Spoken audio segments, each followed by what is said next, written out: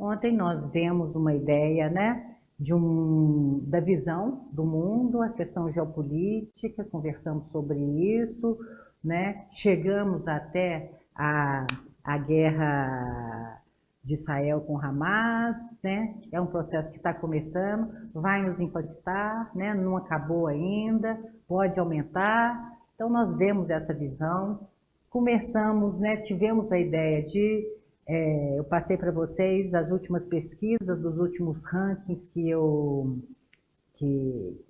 acompanho, né, a visão do Brasil, como o Brasil é visto, quer dizer, o nosso setor de mineração ele é impactado por todo esse pano de fundo de uma governança do Estado brasileiro, né. Hoje, por exemplo, acabei de receber, né, uma notícia no Twitter dizendo, né, do desconforto que está causando a indicação do presidente Lula por Manteiga como presidente da Vale, né, a tentativa. Então, nós já tivemos essa coisa. Então, a cada dia que passa, nós temos uma surpresinha e o nosso setor comanda, né, junto com a Petrobras, comanda praticamente a Bolsa Brasileira e os assuntos sensíveis, né, principalmente dessa governança do Estado, nessa interferência, nesse impacto nas nossas empresas, ele é muito grande, sempre foi e sempre será, né? Então, vamos entrar agora, e vimos, né, os dois primeiros, os conceitos básicos de governança, né, que são conceitos que poucas pessoas elas têm noção disso, né, a base, né, o porquê que nasce governança, o estudo de governança para explicar a mortalidade dos grandes empreendimentos,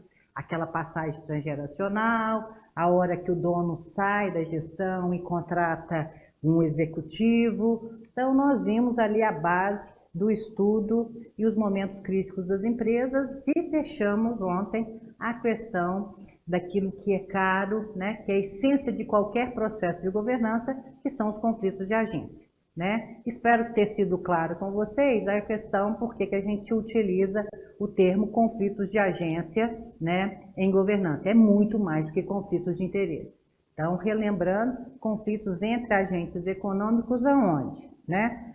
No dividendo da empresa, no resultado da empresa e na gestão da empresa. Quando uma notícia dessa causa um desconforto, como aconteceu, né, a indicação de 2 ministros na Tupi, também uma mineradora nossa, né, é justamente esse impacto que tem, né? Num conselho que direciona uma empresa, como é que fica, né, a estratégia dessa empresa com a interferência de pessoas, né, de fora, né, que com outros interesses. Então, isso aí, né, fatos desse tipo, notícias desse tipo, mostra para nós o quanto as nossas empresas, né, elas são impactadas por essa questão da governança do Estado, né? Nós não estamos colocando aqui a competência ou não desses indicados à presidência, coisa, mas o porquê, né? Sobre o ponto de vista de governança das empresas, gente. A importância, né, de você ter alguém, né? Por que é importante eu ter um diretor na Vale? Por que é importante eu assumir a presidência de uma grande mineradora ou de uma grande empresa brasileira? Além da questão do poder, tem todo um jogo que é julgado e que a gente tem que entender. A gente tem que entender o que está acontecendo. Nós que estamos ali, né, nessa estrutura, ou que nós trabalhamos nas empresas, a gente tem que entender que acima de nós tem um jogo que é julgado. A gente não é uma questão da gente gostar ou não gostar, mas a gente pelo menos tem que ter inteligência para entender. Tá? Então, isso faz parte. E quando a gente fala conflitos entre agentes econômicos, conflitos. Então, o que é importante? Né? Por que é importante para o governo, né, indicar alguém aqui ou aqui nessa empresa? Né? É isso que nós falamos e é isso que nós dissemos ontem, né, e que a gente tentou explicar com o caso da Sadia e tudo. Né? Então, essa questão dessas interferências, desses conflitos, né, a gente entendendo o mundo de governança sobre o ponto desses tipos de conflito, a visão para nós fica muito mais clara, né? De como é que... E quando a gente consegue entender esse jogo, ou perceber esse jogo dentro das nossas empresas, a gente fica mais veiaco, a gente até num posicionamento, num questionamento, numa pergunta, o que você está achando disso, a gente fica até um pouquinho mais cuidadoso na postura, né? E hoje nós vamos começar a mergulhar mais, sim, no mundo de governança, tá? Então, nós vamos começar hoje, aqui nessa manhã, com a definição do processo, o que nós estamos trabalhando, o que é isso, vamos falar dos princípios aí, e aí eu vou lembrar, né, as pessoas falando sobre as fontes ontem, né, pessoas que me perguntaram das fontes, e eu falei do OCDE, vou estar apresentando aqui o OCDE para vocês também, em termos desses princípios, né, e dessas definições, tá? Então, vamos conversar, sejam todos muito bem-vindos, nós estamos com 13 pessoas, né? Sejam todos muito bem-vindos, bom dia e vamos buscar uma interação maior, porque esse estúdio aqui nos permite essa interação maior. Ana, estou te vendo também, bom dia, seja bem-vinda, tá? Ali, Marcelo eu já coisa, então são os dois que eu consigo ver aqui na tela, tá? Então vamos começar. Gente, então nós temos aí, né? Eu falei para vocês, né? Vamos lá, os primeiros códigos de governança, eles apareceram no começo da década de 90, com algumas fraudes na Bolsa de Londres. O primeiro código, a primeira definição, foi o relatório Kedbourne. Agora, governança toma força de estar assim, no mundo, dentro de padrões, de umas práticas consideradas, tipo assim, a senha do mundo corporativo, a partir do momento que o OCDE lança os princípios de governança corporativa das empresas dos países membros. Na época, nós tínhamos 30 países membros do OCDE, né? E nessa época, né, quando o OCDE lança isso, serviu de base, foi o grande benchmark para o mundo inteiro sobre o ponto de vista no mundo corporativo, né, tomou isso como base, tá? E interessante que no começo, nos primeiros, em 99, quando foi esse primeiro lançamento desses primeiros códigos ou dos princípios de governança, as empresas eram consideradas pelo OCDE como um meio para que as práticas de boa governança elas pudessem fluir de uma forma coisa. Então, as empresas eram meio das boas práticas. Hoje, a OCDE já vê as empresas como as garantidoras do Estado de Direito. Ou seja, a partir do momento que você tem empresas que são bem gerenciadas, bem governadas, dependendo ali do tipo de recurso que vem, né? São as empresas que geram, elas que têm competência, elas fazendo o dever de casa direitinho, né? De garantir a sua sobrevivência, fazendo as coisas corretas, com o sistema de fiscalização, então, elas de uma certa forma, elas garantem a governança do Estado através dos bons resultados da empresa. Então, hoje, o OCDE, eles garantem, eles colocam as empresas como as garantidoras do Estado de Direito, porque é através das empresas que a gente tem exemplos e a gente consegue garantir uma boa, como é que a gente fala? Uma boa endereçamento dos recursos que são gerados, tá? E eu estou trazendo para vocês aí na tela também, né, a última definição, né, do Código Brasileiro, né, de Governança, do IBGC, que foi atualizado mesmo em agosto, eles lançaram, né, então nós estamos nessa onda dos novos princípios, né, e ela muda essa definição, isso é o que vocês têm de mais moderno, tanto o CDE quanto o IBGC, eles atualizaram esses princípios, essas definições de governança. E aqui, primeiro, um detalhe, né, gente? Governança acompanha o mundo corporativo. Atualizou, mudou, aconteceu alguma coisa muito séria que colocou em risco o mundo corporativo. Essas instâncias, elas atualizam, elas entendem o que está acontecendo e vão atualizar.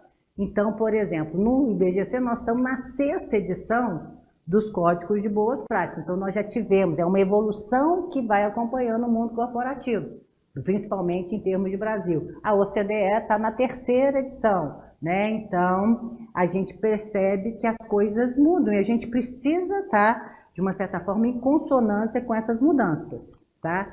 Então, o que que a gente fala, né? Vamos pegar o do IBGC, porque é o mais próximo da gente, né? A governança é um sistema formado, né, por princípios, regras, estruturas e processos que vão garantir em quê? Em primeiro lugar, o quê, gente? Sempre o acionista em primeiro lugar. Só que nessa definição agora, a questão dos stakeholders, ele fica mais...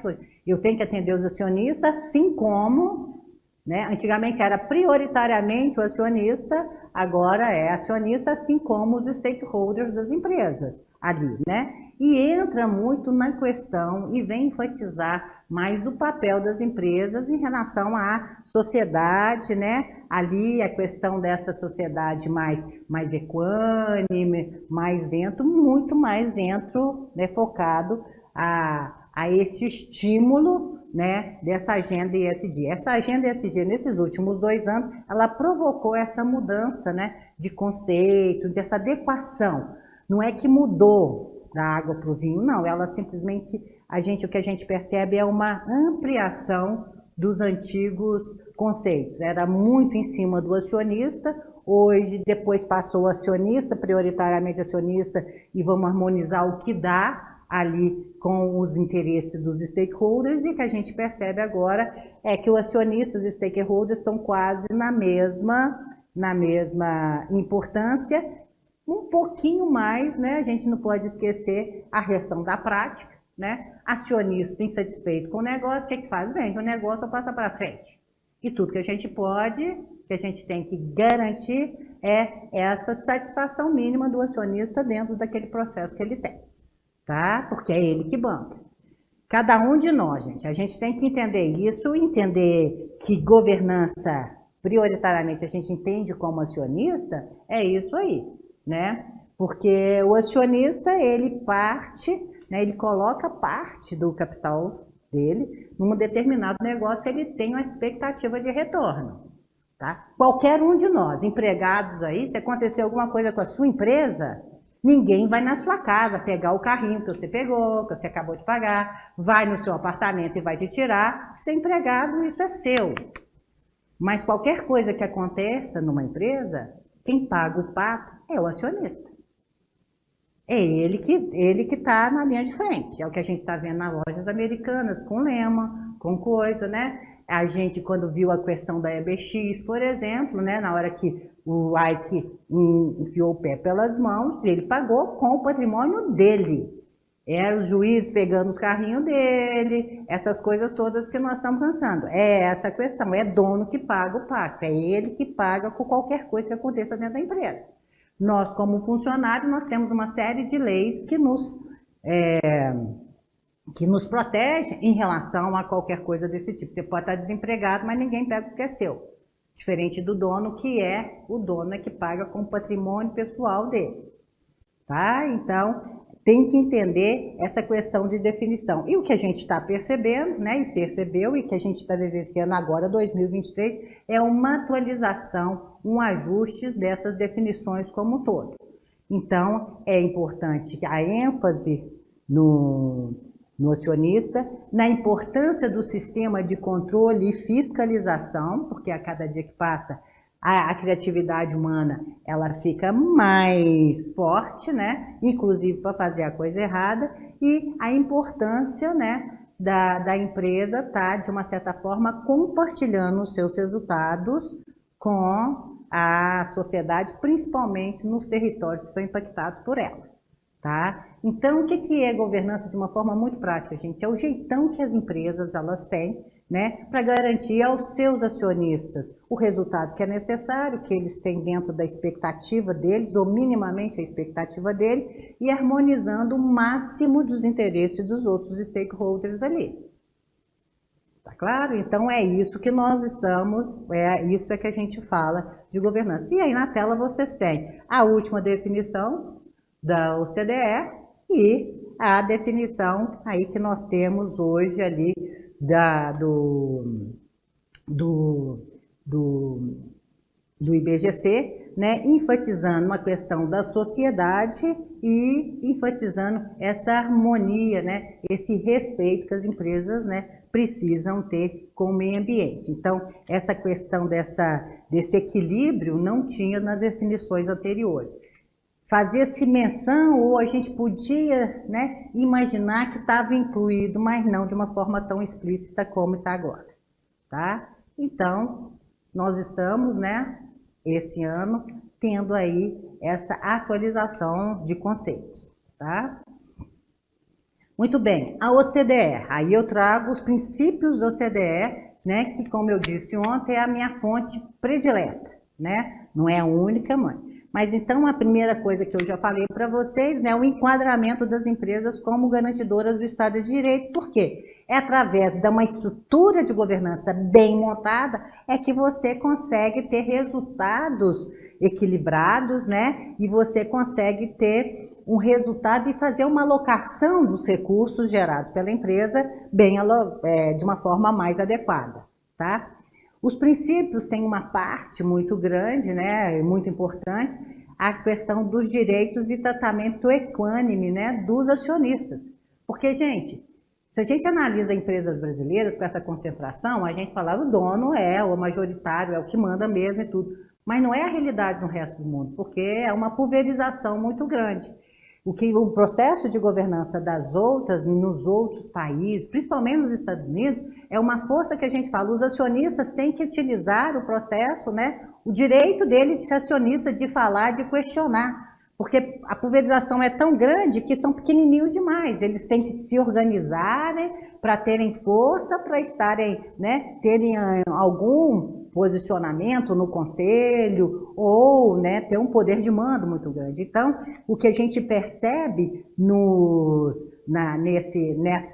e que sempre foi um ponto do OCDE, a importância do dono se posicionar como dono, né, de querer. E o que a gente tem visto nas assembleias brasileiras, né, pessoas, por exemplo, como o Jucá, que é um grande acionista da Petrobras, ele tem milhões, ele tem uma fatia como pessoa física, ele é um minoritário muito importante, ele fazendo-se, né, ele exercendo o direito de sentar no conselho da Petrobras pela quantidade de ações que ele tem. Ele sozinho, né? Que a gente vê, por exemplo, a turma do Lírio Parisotto, né? Nas empresas onde eles têm, do Barsi, eles indicando pessoas para estar no conselho fiscal ali, é o acionista exercendo o papel de acionista nessa condição. E o que é a parte, exercer essa parte? É estar no conselho das empresas, porque é o conselho das empresas que direciona as empresas, né? É por isso que a gente vê o governo querendo colocar indicados deles ali, porque é a forma que eles têm de interferir na estratégia da empresa, tá? Então, esse direito dos acionistas, inclusive o papel, né, do governo, né, como acionista minoritário ou que seja, também exercendo o papel deles ali, tá? O que a gente precisa entender, né, como eu falei ontem, né, a gente vê ali 44% do dinheiro, da capitalização mundial na mão desses investidores institucionais. E a OCDE tem a parte dos princípios ligados aos investidores institucionais. E é interessante, gente, nessa parte o seguinte, eles é que banco, eles têm a agenda deles, mas eles têm que dizer para as empresas o que eles querem das empresas para poderem, né, para elas poderem chamar a atenção deles. Então, o OCDE fala assim, vocês investidores institucionais, vocês são tão importantes, vocês têm que dizer o que vocês querem, como que vocês querem que as empresas que vocês vão investir, elas precisam ter, é o checklist. Então, ele só tem legitimidade para exigir das empresas alguma agenda, alguma coisa, a partir do momento que eles tenham dentro de casa. Então, o OCDE exige que os próprios investidores, um BlackRock da vida, Vanguard, tenha uma estrutura de governança condizente com aquilo que eles estão insistindo e exigindo das empresas investidas. Eles precisam dizer, e eles só vão ter legitimidade para pedir uma agenda qualquer, desde que eles tenham a experiência e que eles façam aqueles que eles estão exigindo dos seus investidores. Porque havia uma dissonância deles quererem alguma coisa das empresas, sendo que eles mesmos, enquanto empresas e instituições, eles não estavam fazendo. Então, o OCDE vem colocando essa obrigatoriedade, ou pelo menos essa coerência entre discurso e prática dos próprios investidores e dos agentes de mercado, né? Por exemplo, nós, para participarmos, né, empresas que participam de qualquer licitação do governo, eles vão exigir que nós tenhamos, por exemplo, um programa de integridade. E boa parte das casas governamentais não tem uma estrutura de integridade montada dentro de casa. Então, eles exigem umas coisas que eles não têm condição de cobrar, porque eles não conhecem. Então, há uma dissonância muito grande nessa questão. Na questão do OCDE, é isso aí. A importância muito na divulgação e transparência. Aqui mora o perigo, porque cada dia que passa, as empresas precisam divulgar mais e mais e mais, né? E o que a gente está querendo, e que esses grandes agentes precisam e começam a ter uma necessidade muito, é de analisar a materialidade daquilo que você está dizendo que você está fazendo. Se hoje tiver alguma empresa adotando um pracinha no meio da empresa, da cidadezinha que é impactado por ela, e dizer, por exemplo, que isso é ISD, vou te meter um processo. Ou na época, 10, 15 anos atrás, se a gente fizesse um museuzinho por conta disso, de cultura, museu para quilombola, então para dizer a história ali, aquilo ali a gente batia palma. Se você está dizendo que museuzinho hoje é ISD, é outro processo, é ludibriar a opinião pública, porque hoje a questão que a gente mais está exigindo, que exigiu, nós evoluímos, inclusive, nesse entendimento, é uma evolução. Há 10 anos atrás, valia, a gente batia palma. Hoje é pouco. Hoje não é mais do que obrigação. Hoje o que se quer mais é a sustentabilidade dos territórios impactados pela empresa. É outro patamar. E os códigos, os princípios, eles vêm acompanhando essa evolução desse entendimento e da necessidade dessa sociedade que agora exige muito mais de uma empresa. Então, a questão da divulgação e transparência, a gente tem que tomar um cuidado muito grande. Qualquer um de nós de dizer que está fazendo alguma coisa nessa direção sem ter materialidade, porque o risco de um administrador é muito grande de ser taxado como greenwash ou social wash. É o que Harvard colocou. Cuidado, que é isso onde você é a parte vulnerável das empresas hoje. De novo, gente, qual é o foco maior? A responsabilidade. O OCDE coloca o Conselho de Administração com uma instância da governança que é responsável frente à sociedade e aos acionistas de tudo aquilo que acontece na empresa. Ou seja, se a empresa está indo muito bem, obrigada, parabéns, o conselho não está fazendo mais do que a sua obrigação. Se deu alguma coisa errada, o conselho errou. Então, se alguma coisa, uma tacada de sucesso aconteceu, parabéns, o conselho aprovou e fez, o conselho está ali, parabéns para o conselho. Deu alguma coisa errada, alguma coisa errada deu na empresa, alguma coisa, a culpa é do conselho. Então, o conselho de administração, a cada dia que passa, fica com o holofote maior nessa instância. Antes de Enron, gente, o foco era todo na diretoria executiva. Diretoria, o CEO, era o cara mais forte e tal. Depois da crise do subprime nos Estados Unidos, o que a gente viu? Essa força do conselho, ele ficou, porque todo mundo imaginou o seguinte, espera aí, tinha a diretoria executiva que responde ao conselho, aonde é que estava o conselho que deixou praticamente uma crise financeira nos Estados Unidos quase que empestear o mundo inteiro e levar quase o mundo inteiro a uma bancarrota financeira, né? Então, a partir de 2008, o foco foi muito, e a cada dia que passa, o foco de responsabilidade, de responsabilização, inclusive pessoa física dos conselheiros, cada dia que passa está mais forte, tá? E o que veio a grande novidade, né? Nós tínhamos, veio agora sustentabilidade. Sustentabilidade do território, isso é o novo. Sai stakeholders, que nós tínhamos né, a importância dos stakeholders no modelo de governança, que era os princípios anteriores, e entra sustentabilidade. É muito mais do que stakeholder.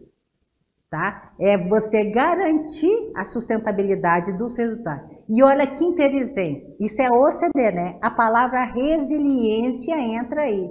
O mundo vai ficar mais difícil, as empresas elas vão ser cada dia que passa mais espoliadas, vai depender muito, elas têm que ter uma resiliência corporativa e estratégica para dar conta de tudo isso que está vindo por aí. Guerras e tudo, e quem responde a todas essas demandas é as empresas, né? Então, houve uma ampliação, né?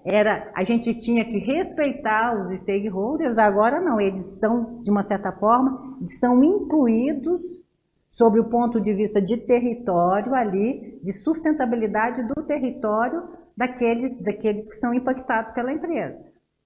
Então, não trata de fazer um museu e tudo, trata do que você está fazendo dentro do seu território, que principalmente numa área como mineração, nós somos extrativistas, né? Somos extrativistas, né? Você sabe que você vai entrar numa mina, ela é finita. Você vai tirar o que você precisa de lá.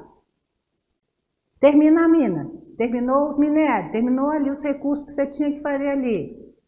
Você não pode sair hoje de uma empresa, de uma coisa, você usou, sai. Não existe, isso não existe mais, né? Então, hoje você lavrar uma mina, você tem que mostrar como é que vai ser o descarte dessa mina ao longo do tempo. O que significa isso? O que você vai fazer no território para ele continuar a ter uma vida econômica, independente da presença ou não da empresa ali dentro? E a gente sabe que tem territórios que dependem única e exclusivamente de uma atividade de mineração, por exemplo. Então, hoje as empresas, o que você está fazendo com esse território, que enquanto você estiver lá, a empresa você vai estar pagando imposto, você vai estar fazendo isso, está tudo certo. A comunidade está vivendo. E a partir do momento que você sair, como é que fica esse jogo?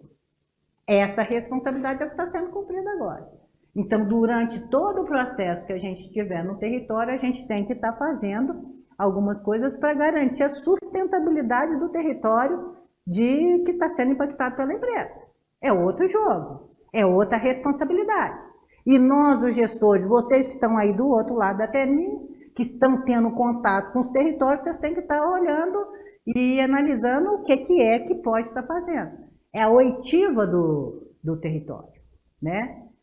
E é a função da empresa bancar um território? Não, mas ele tem essa responsabilidade em ajudar, não é a empresa que banca, mas ele tem que ajudar nesse processo todo de garantir a sustentabilidade desse território fora ali. É isso que está ali. Isso é muito mais complicado.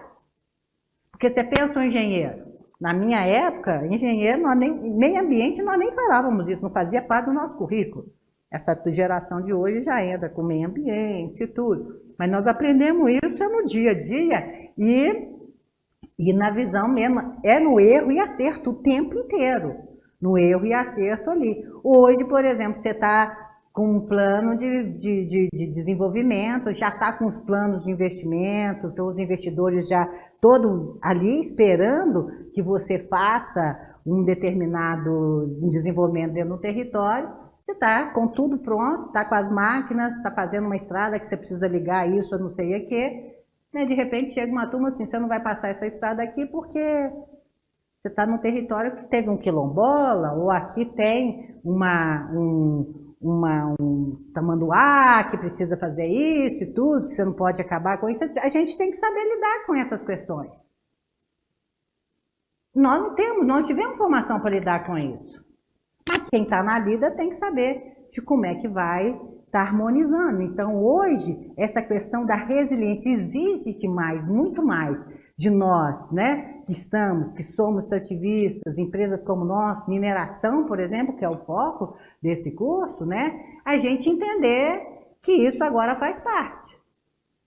E se a gente não souber e não tiver a competência para fazer esse jogo direitinho, boa parte, não é você e tudo, você não vai simplesmente dar conta de fazer o que você vai ter que fazer, que já foi aprovado a nível de conselho, porque a sua relação com o território não está sendo de boa qualidade. Né? Então, é um ponto que a gente tem que estar entendendo. E essa questão da resiliência, isso é o CDE, gente, é sustentabilidade e resiliência. né? Então, tipo assim, prepare-se o lombo, né? Porque o que está vindo por aí, nós vamos ter que ter muito mais competência. Gente, é sair da zona de conforto o tempo inteiro. Não é jogo para ser julgado por qualquer um, porque não tem condição. O CDE falando isso. Saiu agora, né? Vamos analisar o que mudou nos princípios do IBGC.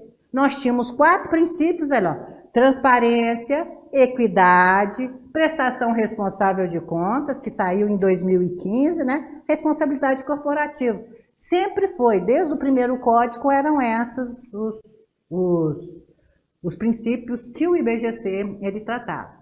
Rossetti e eu, no nosso livro, a gente sempre colocou compliance, que entra agora na palavra integridade do IBGC. Continua a transparência, equidade, responsabilização, responsabilidade, né, da empresa, e entra também sustentabilidade, ou seja, sustentabilidade da empresa e do território de atuação da empresa parou a ser foco de governança agora no mundo inteiro. É o OCDE lá em cima, falando para os grandões, os mais economicamente mais desenvolvidos, os maduros, digamos assim, e serve para nós também. Tá? São os focos, em questão da sustentabilidade agora como foco maior. Tudo bem até aqui, pessoal?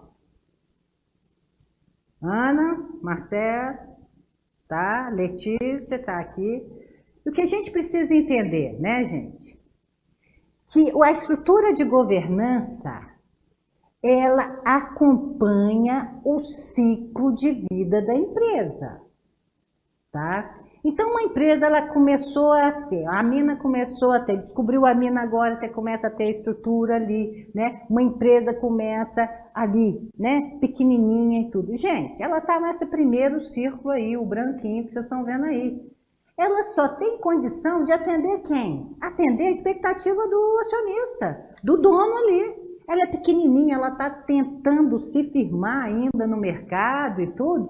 Não adianta você falar de atender stakeholders e tudo, porque uma pequenininha não tem condição. Mal e porcamente ela consegue garantir a sustentabilidade para o dono. Então ela tem uma estrutura de governança simples e precisa ter uma governança simples ali até ela criar uma robustez ali. A empresa chega a um ponto que ela vai crescendo e tudo, mas chega um ponto que os resultados dela começam a estagnar. O dono começa a perceber que, além da importância de atender os próprios objetivos e os próprios interesses dentro daquele negócio, ele precisa, para entender e para receber mais, ele tem que incluir mais stakeholders para dentro dele. E normalmente, depois do dono, o que normalmente as empresas fazem? Elas começam a querer fazer parte das melhores empresas para se trabalhar. O que significa isso? Ele começa a sinalizar para o mercado que, além do dono, do acionista, os funcionários passam a ser ponto de foco principal. Tá? E também nessa fase, ela começa a ter um carinho, uma atenção especial nos territórios onde a avaliação. É aquela hora que a empresa começa a patrocinar ali, ou, por exemplo, a doar a telha para uma PAI, atender, fazer uma palestrinha aqui, né? Ela começa a ter uma atenção muito especial para os stakeholders, né? Mais próximos, comunidade e funcionário. É a segunda fase. Chega um ponto também que a empresa começa a fazer isso muito bem, mas vai estagnando. E a empresa precisa dar outro impulso na sua estratégia, né, para ela ampliar um pouco o nível de resultado dela. E aí a gente vê, né, ela começa a ter que incluir dentro do modelo de governança dele alguém que faz parte, né, alguém que faz parte da cadeia de valor. O exemplo que eu gosto muito de dar aqui é o exemplo da Fiat, né? Fiat aqui em Betim, né? A Fiat, ela entrou no Brasil lançando o 147, que na época foi o pior lançamento que nós tivemos, era o pior carro construído em área nacional, né? No nosso território nacional. O desastre, não vou dizer o desastre, mas o lançamento não foi aquilo que a Fiat lá, a italiana, esperava, né? Eles mandaram para cá um grande CEO, Pacífico Paoli, né? E de cara o Pacífico falou, nós vamos mudar esse jogo aqui, né? De repente ele fala assim, fornecedor da Fiat não fica além de um raio superior a 80 quilômetros da fábrica de Betim. Quando você joga isso em termos de estratégia de governança, o que acontece? Um fornecedor a um raio inferior de 80 quilômetros, você precisa ter estoque em área. Você começa a mudar toda a maneira de você lidar com aquilo ali. Nessa mesma época, ele chegou para a Usiminas né? Ela trabalhava e ela fornecia praticamente 100% das chapas da Fiat. Ele chegou para Usiminas e falou assim, Usiminas, você me vende chapa e bobina. Isso é uma desgraça aqui para mim. Falou assim, mas o que faz de uma siderúrgica? Chapa e bobina. Falou assim, não, vamos fazer o seguinte, vou mandar as minhas prensas para Ipatinga. A chapa sai do laminador da Usiminas e entra nas minhas prensas. Eu quero comprar a lateral esquerda, direita, o piso e o assoalho dos meus carros. E foi uma parceria muito interessante, que durante muito tempo fez muito sentido e deu muito certo. O que a Fiat fez? Né? A sucataiada ficava toda na Usiminas, em Patinga, ela recebia e aí chegava. O que faz uma montadora? Monta a peça e coloca a logomarca. Foi o que ela fez. E essa estratégia, que é essa de terceiro ponto aí, né? Essa estratégia, ela criou um diferencial da Fiat muito grande, porque ela incluiu ali um processo, tá? Muito bem. E nós temos empresas como a Toyota, que nós já falamos, Shell, nós já falamos dela aqui o ano passado, que já está pensando na próxima geração dos seus funcionários, na próxima geração do planeta. Então, você já tem empresas hoje trabalhando daqui para frente e já focada. É uma Toyota pensando em mobilidade urbana do planeta, já empresas já trabalhando nesse processo todo de transição verde, mudanças de processo, já estão em outra. O que eu estou querendo mostrar para vocês é que dependendo do ciclo de vida de quem ela inclui, o modelo de governança é outro.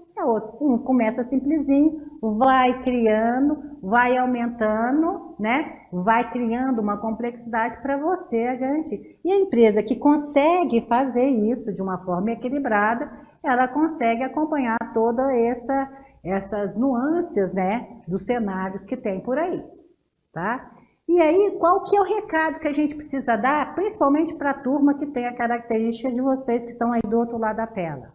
Uma coisa é eu pensar num planejamento, numa estrutura de governança, que você pensa só no dono, que é esse que vocês estão vendo aí. Os seus fatores críticos de sucesso são os seus indicadores são outros, né? Que está pensando só e focado no dono. Você começa a colocar, e coloca primeiro o funcionário. A primeira coisa que nós fazemos, colocar o funcionário com público relevante, né? Vamos colocar. O que significa colocar o funcionário como público relevante? Você tem que começar a fazer pesquisa de clima, certo? Você faz a pesquisa de clima. Você tem que consolidar a pesquisa de clima. Você tem que fazer o retorno da pesquisa de clima para o pessoal, né? E aí você vai ter que, a empresa tem que dizer que vai fazer alguma coisa, tem que mostrar, porque ela começa a ter que medir. Então, você é um gestor, que você tem que dar um resultado técnico X, você tem que começar a ficar preocupado com a felicidade do cara que está trabalhando com você.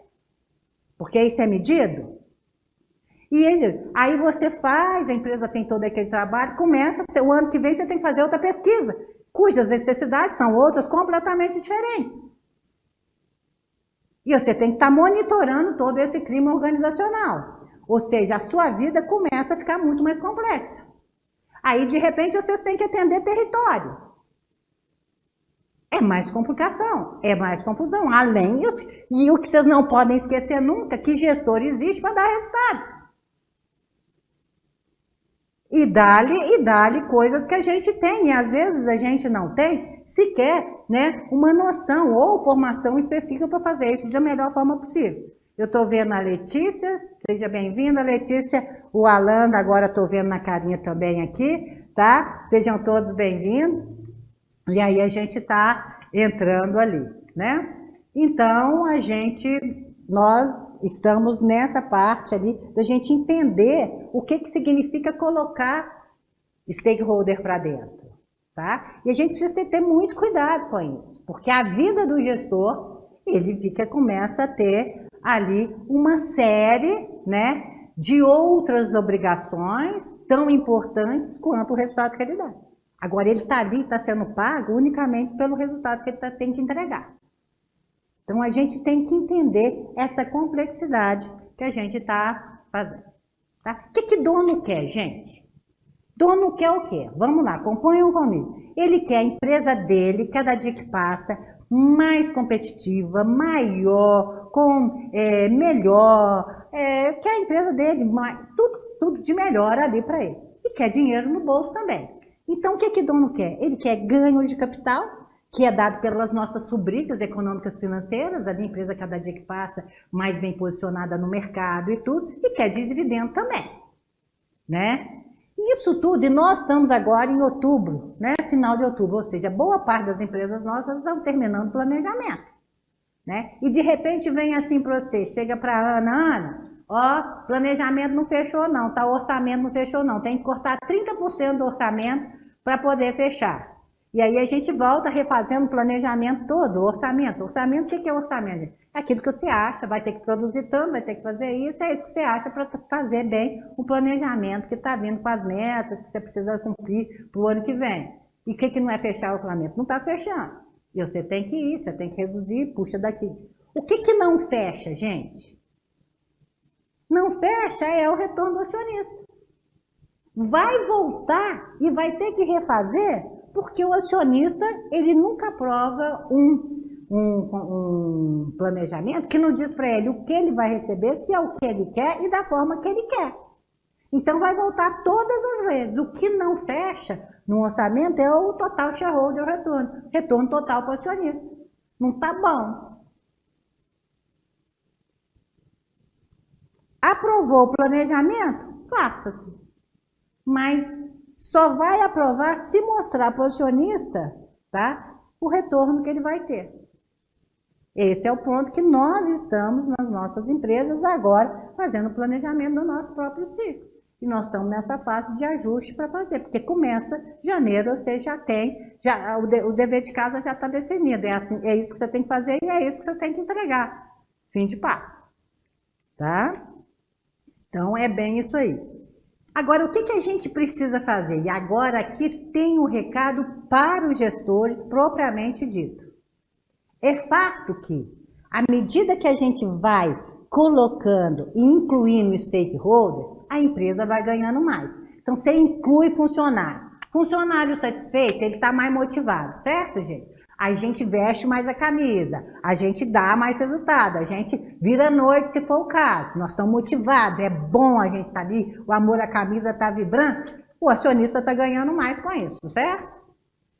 A sociedade está junto com você, né? Junto ali com vocês ali e tudo. Tá, todo mundo adora a empresa, todo mundo ali junto ali protegendo a empresa. A empresa, a imagem da empresa, a credibilidade dele está ali, o acionista fica mais tranquilo. Quer dizer, aí a gente vai ter que... Agora, o gestor tem que tomar cuidado, porque quem recebe essas demandas da sociedade é quem está na linha de frente, que somos nós. Você que está na comunidade X, que você está ali, que você está aí no banco, você está ali conversando com o planeta. E só que essas comunidades, né, eles não conseguem te enxergar como Ana ou como Marcelo. Você é o funcionário da empresa X que você representa. Eles te veem como a empresa. Então, você tem que tomar um cuidado muito grande da sua postura, porque eles não conseguem ver a sua postura. Não, você está com um dia com a avó atrás do troco, ou mal-humorado e tudo, conversou, respondeu mais um gerente, ou você, sei lá, ou não recebeu uma demanda de uma pai, alguma coisa. É a empresa que está falando, não é você que falou, não. É a empresa que está falando, não consigo conversar com aquela empresa. Então, a gente tem que tomar muito cuidado nesse relacionamento. Porque quem recebe as demandas das comunidades somos nós, os gestores, que estão na linha de frente. Tá? E a gente tem que entender que o jeito é como se você tivesse 3 filhos pré-adolescentes que fizessem aniversário no mesmo mês. Se você perguntar para os meninos o que eles querem de aniversário, você vai ficar, é filho seu, você sabe que eles vão querer, iPhone não sei das quantas, Playstation não sei das quantas e tudo. Você vai olhar para o seu orçamento, é impossível de atender aquilo ali. O que você faz? Você vai dar um smartphone para todo mundo, nas mesmas características aqui, para tentar atender um, e aquilo que deu ali. É o que dá para fazer, para contemporizar isso aqui. Né? A gente precisa que o atendimento às demandas dos stakeholders em governança, ela tem uma zona de máxima conciliação. E a gente não pode ultrapassar. Não tem stakeholder, e a gente coloca o acionista como também o principal stakeholder, digamos assim, né? Não tem aquela de ter um que é 100% satisfeito com você. O jogo da gestão com os stakeholders é conseguir o máximo número de tá bom. Vem a PL para vocês. Gostou da PL, gente? O que vocês falam? Preferia mais. Aí eu chego para a Letícia, preferia não receber nada? Não, tá de bom tamanho aqui. Você vai chegar pro acionista assim, gostou do seu dividendo? O acionista vai falar assim, olha cara, tudo bem, esse ano deu, porque nós aprovamos no conselho isso. O ano que vem vai ser melhor. É o tá bom. Você vai conversar com o prefeito da cidade, né? E aí, tá tudo bem, prefeito? Ô, Alan, a sua empresa, vocês ajudaram a pai esse ano, mas e o meu asilo ali, que coitadinho, que ali o teto tá completamente cheio de goteira ali. Aí você, calma, prefeito, mas a pai tá tudo bem, tá? Tá funcionando? Tá? Não, a pai tá ótima, tá perfeito, mas e o meu asilo? Não, quem sabe esse a gente conseguir essa conversa com os stakeholders, entendendo as demandas deles, que são legítimas, tá certo? Mas a gente tem que entender que a nossa empresa não dá conta de fazer 100% tudo que eles querem. E a gente tem que saber fazer, conseguir o máximo número de tá bom. O que a gente não pode ter, gente, é um stakeholder puto com você, do tipo assim, não consigo conversar com aquela empresa que ela não tem a sensibilidade para conversar conosco. Conversar, você vai conversar. Não é fazer o que eles querem, mas deixar a coisa aberta, o canal aberto. E, gente, isso dá um trabalho. Isso enche o raio do saco pra caramba, porque você tem demanda para fazer e você tem que ter uma série de coisas ali, de resultados que é seu, que é função sua, só você pode fazer. Mas isso lidar com os stakeholders significa que a vida do gestor, praticamente, se ele não conseguir equilibrar direito, começa a virar um inferno, porque ele tem outras demandas que são tão importantes quanto o resultado que ele tem que dar. E a gente é um só. E o nosso dia é 24 horas só. Vocês estão entendendo o que eu estou falando, gente? Está fazendo sentido para vocês?